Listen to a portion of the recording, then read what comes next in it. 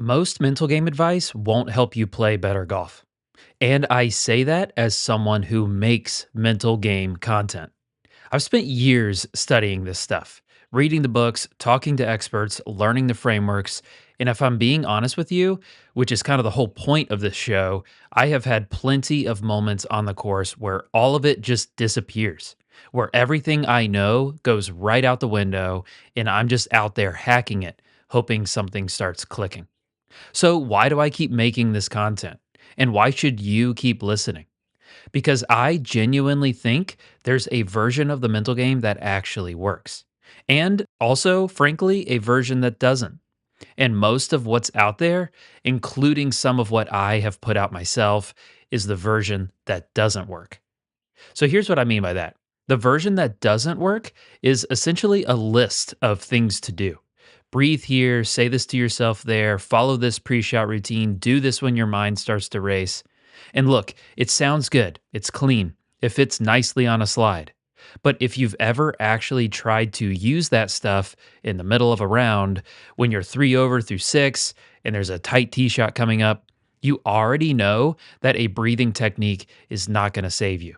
Not on its own, not without something deeper underneath it. The version that actually works starts with understanding yourself.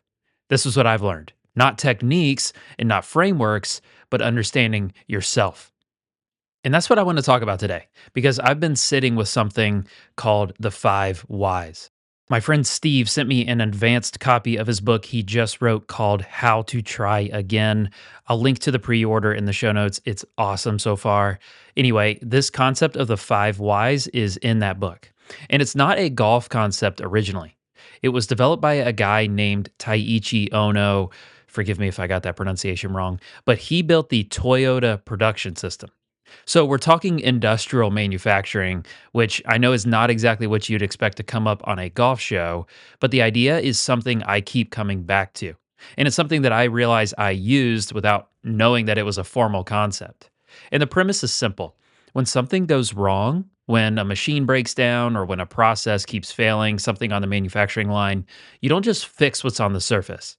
You ask why it happened. And then you ask why again. And you keep going 5 times if you need to until you find the actual root cause. Because the thing that looks like the problem almost never is the real problem. There's always something else going on underneath it.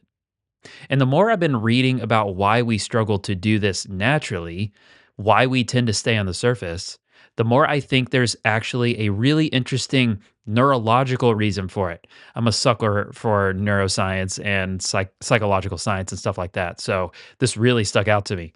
There's a network in the brain that researchers call the default mode network, the DMN. It's essentially the mental state that your brain slips into when you're not focused on a specific task. And what it does in that state is wander.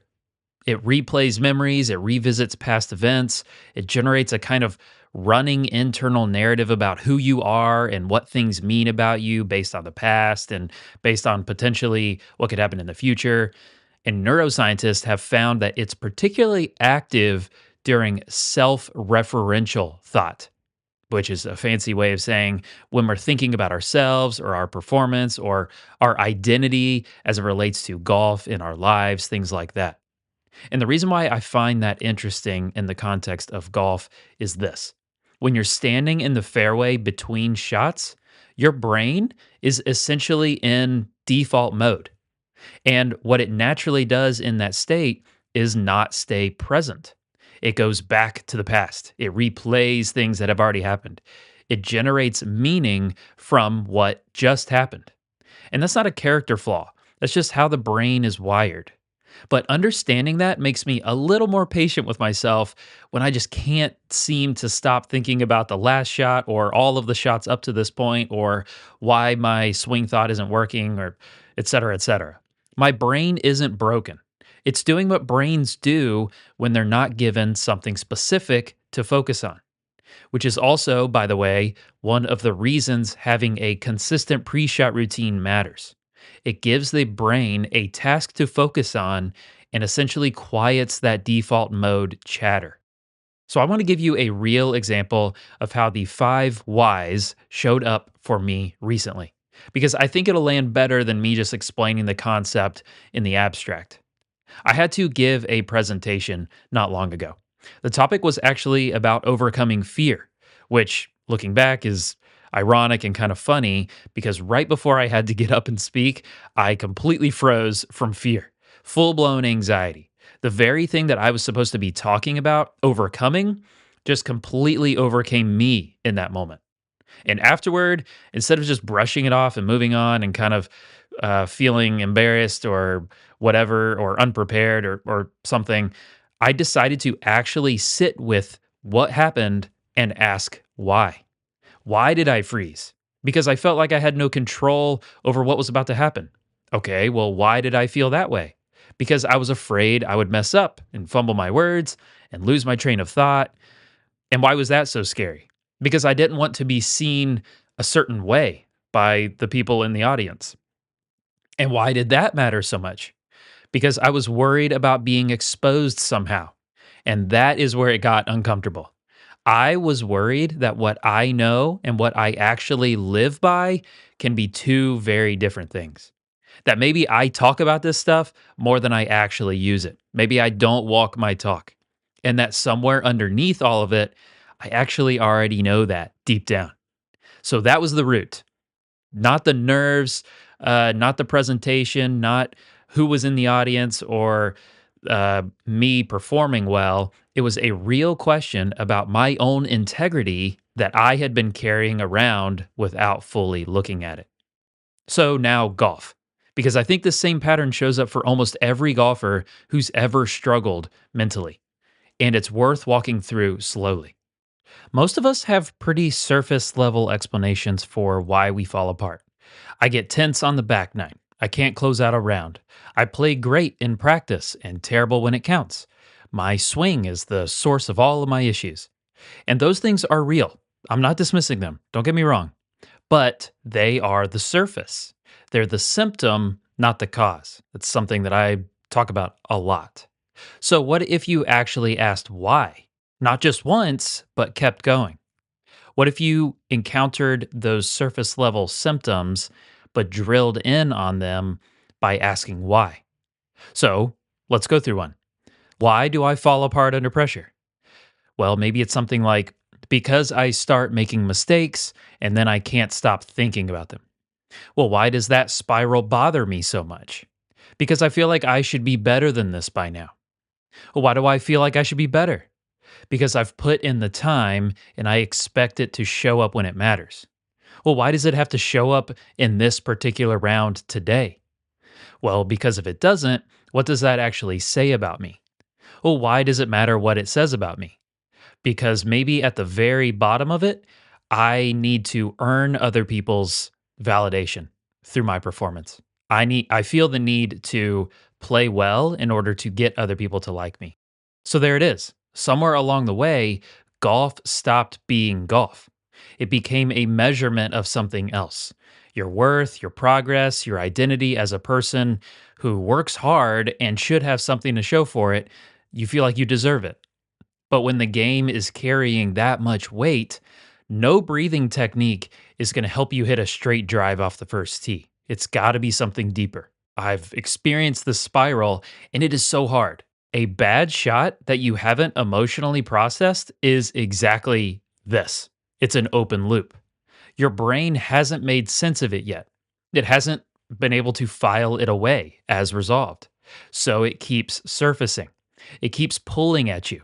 It's not you being weak or dwelling unnecessarily or not having enough mental toughness. It's your brain doing exactly what it was designed to do, flagging unfinished business and trying to get you to resolve it. So the problem is that on the golf course, you don't have time to fully process every bad shot in the moment, which is actually one of the reasons post round reflection matters as much as it does. And why journaling and things like this five whys process can be genuinely useful tools, not just feel good exercises that are little band aids for in the moment. You are closing loops that your brain is keeping open. You're giving your brain the resolution that it's been looking for. And when a loop closes, it stops pulling your attention away. Now, I want to be upfront about something because I think it's important. The five whys is not something you use on the course. I am not suggesting that you stop on the 14th tee box and work through five layers of self investigation before you pull a club. That's not what this is, and that is not how it works. This is the kind of work that you do before a round or after a round, maybe in your journal, in a quiet moment when you're not in these emotionally heightened states. It's slow, it's not glamorous, and honestly, it's not going to directly make you hit better shots tomorrow. Because here's what I've come to genuinely believe, and it's kind of the thread that runs through everything on this podcast. The mental game is not a set of tools that you apply on the course. It's who you are when you show up to the course. Let me say that again because this is really important.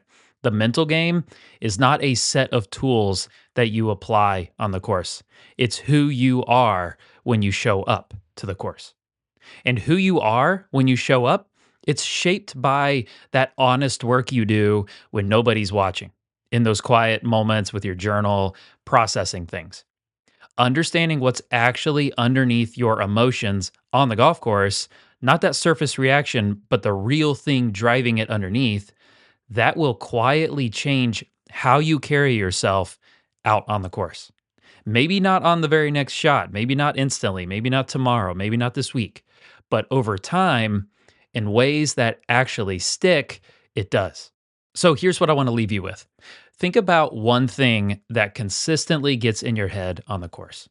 One pattern, one reaction, one moment, one hole, the thing that just kind of a recurring thing that happens to you.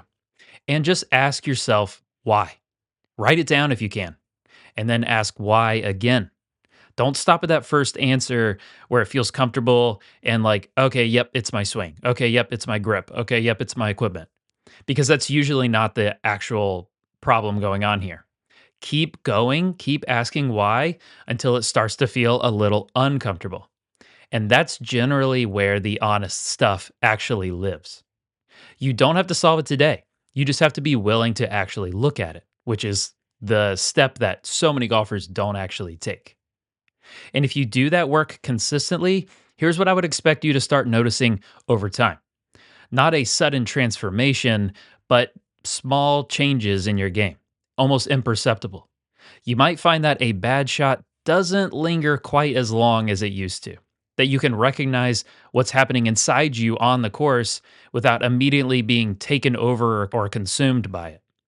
That the story you're telling yourself, that narrative, they actually start to feel a little less automatic. And maybe you get better at noticing when golf feels like an indictment on who you are as a person, but you catch it earlier than you used to.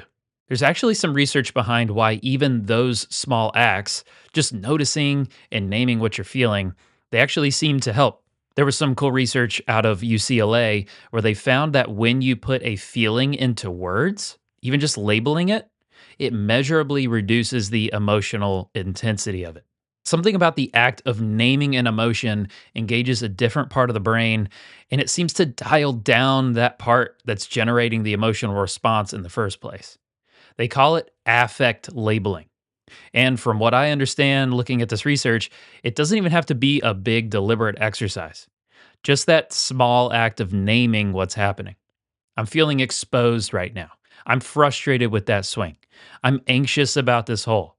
Those small, honest acknowledgments seem to genuinely shift something, which makes me think that the five whys process that we're talking about here, it's not just about finding root causes. It's also doing something on a neurological level, which is super useful just by making you articulate what you're experiencing. You're closing loops and turning down the volume of those emotional experiences all at the same time. And again, none of that shows up on a scorecard right away. But these little things are real progress. My coach used to say small improvement is still improvement. And honestly, it's that kind of progress that eventually does show up on a scorecard, just in a subtler, imperceptible, less linear way than we would actually like. So here's your challenge. After your next round, Sit down with a journal and pick one moment that got in your head. One shot, one hole, one reaction, one emotional spike, and ask yourself why. Drill in on that thing with the question why 5 times. Challenge yourself to go through all five. Don't rush it and don't let yourself off the hook with just an easy surface level answer. See where it actually takes you. Get uncomfortable with it. You might be surprised with what you find, and I'm almost willing to bet that it's not your golf swing. All right, everyone, thank you for listening to this episode of the Mental Golf Show. If you're interested in diving deeper in your own mental game with someone else, I'm a mental coach. And now that we are in season for most of the Northern Hemisphere, I am taking on some more mental coaching clients and I've opened up some spots. So if you're interested, go to joshnicholsgolf.com/coaching and you can see all the details of my coaching plans and my pricing. And if you have any questions about it, send me an email, josh@joshnicholsgolf.com. All right. Thanks again for listening. Get out there, play freely, and I will catch you guys next time.